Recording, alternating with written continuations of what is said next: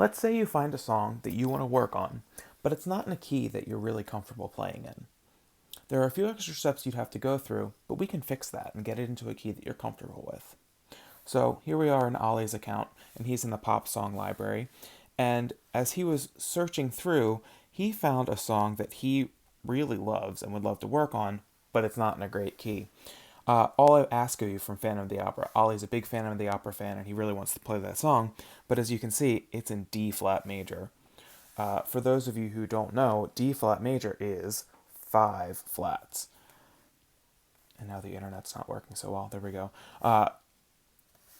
He doesn't really want to play in 5 flats, but he loves this song.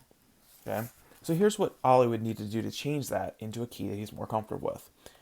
I've already gone through and checked out a copy for me, and I went through the first few steps of getting it ready to go for Ollie's instrument, the viola. I already went through and copied the melody over to the viola part. I've gotten rid of the lyrics, I've gotten rid of the chord symbols, and it's ready to be practiced, except for that nasty key that nobody wants to play in. So the first step to transposing is you have to think about where you want to transpose it to. We're in D flat major. The easiest way to transpose is to try to go to the closest key that you're comfortable with. So from D flat major, the closest key that Ollie is comfortable with could either be D major, which would be up a half step, or you could go to C major, which would be down a half step. Ollie decides he wants to try it in D major because he's very comfortable with D major. So here's what you do.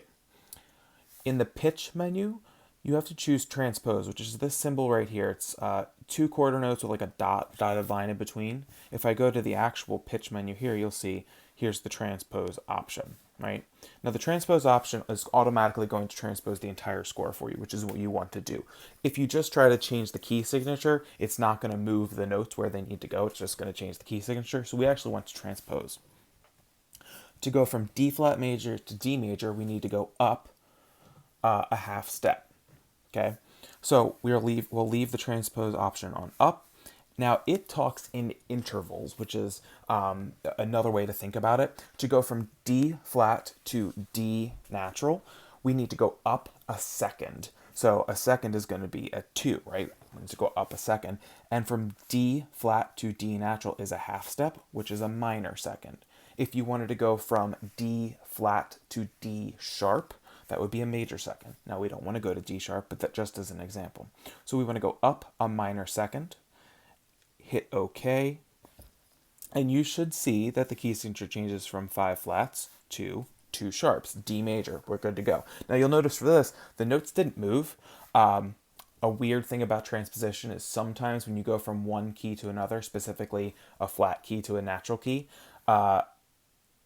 flat meaning D flat to a natural meaning D natural, the notes are going to actually stay the same on the staff. You're just changing the key signature for the most part.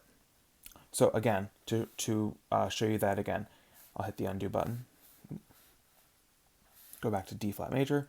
You hit the transpose button, which are the 2 quarter notes with the dotted line.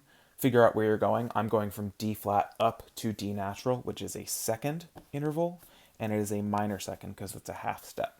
Hit OK, and I go from D flat to D natural. D flat major, D major, and Ollie's good to go.